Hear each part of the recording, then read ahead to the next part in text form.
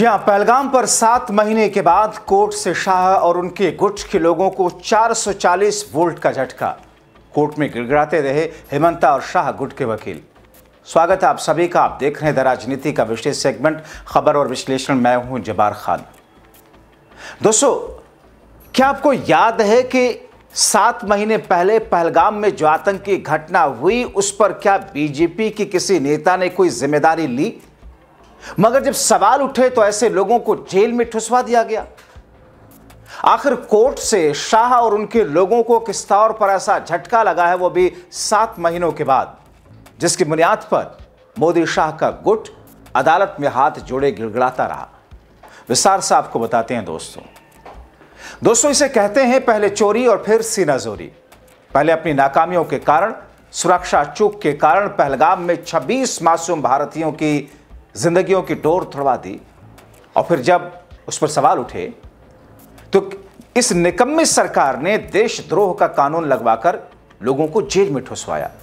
हद तो यह रह गई कि 7 महीनों से जेल में ठूसे रखा, ऊपर से चुनावी समीकरण के लिए बहुसंख्यकों को अपनी तरफ रिझाने के लिए इस केस को एक मिसाल के तौर पर पेश किया जाता रहा कि देखो हमने कैसे नकेल कस रखा है, और उसी में अंधभक्तों की फौज जयकारे करती दिखी। मगर अदालत ने जब कहा कि आपने गैर कानूनी काम किया, आपने गलत तरीके से नस्से लगाकर एक बेगुनाह को जेल में ठूसा, और वो भी एक विधायक को, वो भी 7 महीने से, तो सारी अकड़ ढीली हो गई। दाएं बाएं झांकने लगे मोदी शाह के खेमे से जुड़े लोग। दरअसल पहलगाम में सुरक्षा चूक के कारण 26 मासूमों की 22 अप्रैल को जिंदगियां खत्म कराने पर लोग सवाल पूछ रहे थे। उस वक्त हमने भी पूछे थे, आप लोगों ने भी पूछे थे, मगर उसका जवाब आज तक नहीं आया। उसी में दोस्तों एक विधायक ने भी सवाल पूछ लिया था। मासूमों की मौत पर दुख, तीखे कटाक्ष और प्रहार कर दिए थे, जिस कारण उन पर देशद्रोह का मुकदमा लगाकर जेल में ठुसवा दिया गया था। दोस्तों, गुवाहाटी हाईकोर्ट ने एआईयूडीएफ विधायक अमीनुल इस्लाम के खिलाफ लगाए गए नेशनल सिक्योरिटी एक्ट यानी कि एनएसए को एक झटके में पूरी तरह रद्द कर दिया। सख्त लहजे में कहा कि फौरन इन्हें रिहा किया जाए। ये गैर कानूनी तरीके से इनको जेल में ठूसा गया। दिंग विधानसभा क्षेत्र में विधायक अमीनुल इस्लाम को 24 अप्रैल को गिरफ्तार किया गया था। दोस्तों, आरोप उन पर लगाया गया कि 22 अप्रैल को यानी कि महज 2 दिन पहले जम्मू कश्मीर के पहलगाम में हुए आतंकी हमले को उन्होंने एक राजनीतिक रैली में केंद्र की बीजेपी सरकार की नाकामी और साजिश बताया था। उन पर देश की संप्रभुता, एकता और अखंडता को खतरे में डालने वाली बीएनएस की धारा के तहत मामला दर्ज हुआ था। यह धारा पुरानी आईपीसी की देशद्रोह की धारा से मिलती जुलती दिखाई देती है। इस मामले में 14 मई को उन्हें जमानत भी मिल गई थी, लेकिन उसी दिन नगांव जिला आयुक्त ने एनएसए के तहत हिरासत आदेश जारी कर दिया। पहलगाम हमले के बाद असम सरकार ने पाकिस्तान समर्थकों के खिलाफ अभियान चलाया था, जिसमें अमीनुल इस्लाम भी शामिल थे। 58 लोगों के इस अभियान में गिरफ्तार किया गया था। दोस्तों, दरअसल all India United democratic front यानी कि एआईयूडीएफ विधायक अमीनुल इस्लाम का मामला हाई कोर्ट पहुंचा। अब सोचिए, 7 महीने से जेल में बंद थे, मामला हाई कोर्ट पहुंचा।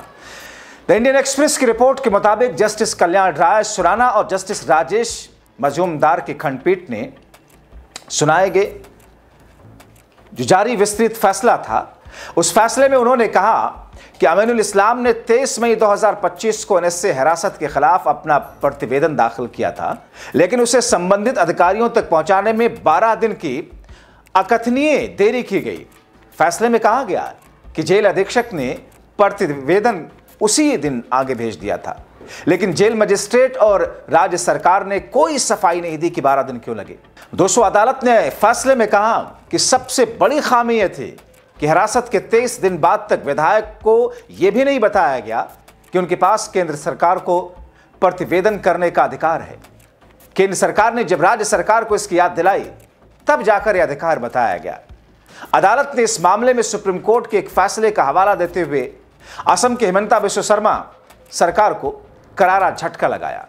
कोर्ट ने सुप्रीम कोर्ट के संविधान पीठ के ऐतिहासिक फैसले केएम अब्दुल्ला कुन्ही बनाम भारत सरकार का हवाला देते हुए प्रतिवेदन पर विचार में कोई देरी या लापरवाही संवैधानिक अधिकारों का उल्लंघन है और हिरासत को अवैध बना देती है, कोर्ट ने इसका हवाला दिया। हाईकोर्ट ने साफ कहा, इन दोनों कारणों से एनएसए हिरासत आदेश पूरी तरह गड़बड़ हो जाता है। अन्य बिंदुओं पर विचार करने की जरूरत ही नहीं, इन्हें फौरन के फौरन रिहा किया जाए। दोस्तों, फैसले में कनिष्ठ ब्राजन सिंह बनाम मणिपुर राज्य और अन्य कोर्ट के पिछले फैसलों का हवाला दिया गया कि हिरासत में लिए गए व्यक्ति को हिरासत के आदेश के खिलाफ रिप्रेजेंटेशन देने का जल्द से जल्द मौका देने का अधिकार होता है। हिरासत में लेने वाली अथॉरिटी की यह संवैधानिक जिम्मेदारी है कि वह हिरासत में लिए गए व्यक्ति को इस अधिकार के बारे में बताए, और ऐसा न करने पर नेशनल सिक्योरिटी एक्ट 1980 के नियमों के तहत भी जारी हिरासत आदेश रद्द हो जाता है। फैसले में जो कहा गया, बड़ी दिलचस्प बातें थी। जाहिर तौर पर असम से लेकर के दिल्ली तक इस फैसले की गूंज और हाईकोर्ट के जजेस की गूंज बीजेपी से जुड़े हुए लोगों के कानों में सुनाई दे रही होगी। यह और बात है कि सुम काट करके बैठ गए 22 अप्रैल से लेकर के अब, जबकि 29 नवंबर खत्म हो रहा है, आज तक कोई जिम्मेदारी, जवाबदेही, कुछ भी तय नहीं हुआ। इस्तीफा तो छोड़ ही दीजिए दोस्तों। इस फैसले में कहा गया कि मौजूदा मामले में याचिकाकर्ता द्वारा फाइल किए गए रिप्रेजेंटेशन से निपटने में किसी भी अथॉरिटी द्वारा लगाए गए समय का कोई कारण नहीं बताया गया।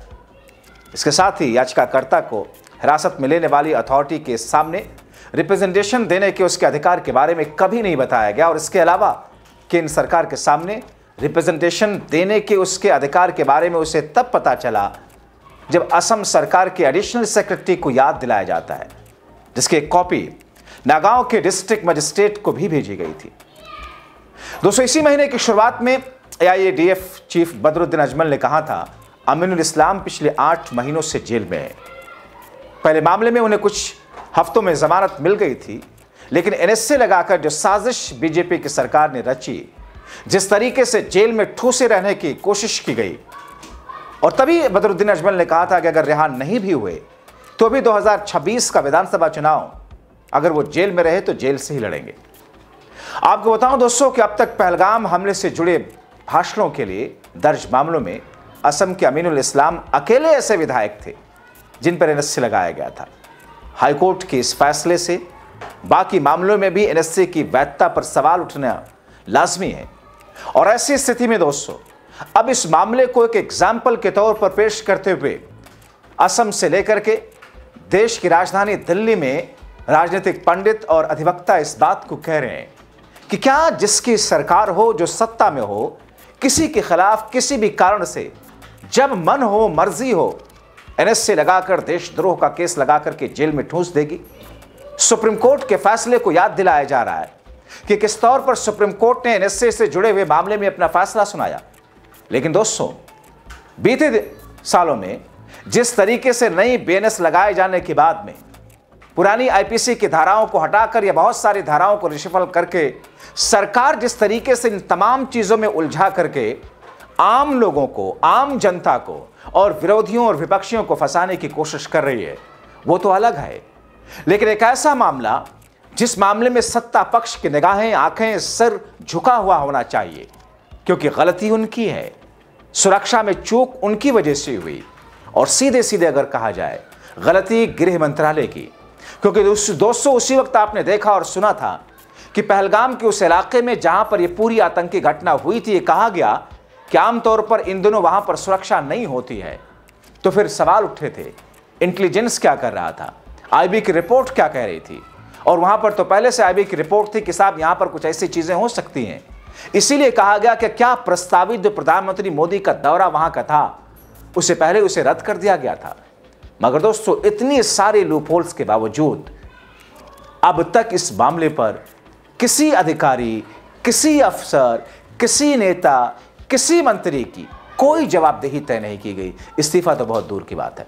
तो एक ऐसी स्थिति जहां पर उस मामले को लेकर के सवाल उठाने वाले लोगों को, और खास तौर पर जिसे जनता ने चुन करके विधानसभा भेजा हो, एक जनप्रतिनिधि के खिलाफ सत्ता पक्ष ने एनएसए लगाकर जेल में ठूंस दिया। अब सोचिए, अगर कोई आम आदमी होता, कोई गरीब व्यक्ति होता जिसकी पहुंच हाई कोर्ट तक ना हो पाती, क्योंकि दोस्तों ये तो बहुत कटु सत्य है कि न्याय भी अब पैसों से मिलता है। न्याय हासिल करने के लिए आपको महंगी फीस वकीलों की देनी पड़ती है। न्याय हासिल करने के लिए आपको निचली अदालतों से लेकर के ऊपरी अदालतों तक जाना होता है, जिसमें भारी मोटी रकम खर्च होती है। अगर कोई गरीब मजदूर किसान के मुंह से ये बात निकली होती और वो एनएसए में जेल में होता, तो फिर वो तो हाई कोर्ट तक शायद पहुंच भी नहीं पाता। इसका मतलब ये है कि अन्याय ऐसे ही चलेगा। मगर ये फैसला एक नज़ीर है और ये दर्शाता है कि किस तौर पर सत्ता के मठाधीशों ने सब कुछ अपनी मुट्ठी में कैद कर रखा है। ज़रूरी है आपका जागरूक रखना, ज़रूरी है आपका जागरूक होना, आपका संवैधानिक दायरे में आवाज़ उठाना। शुक्रिया।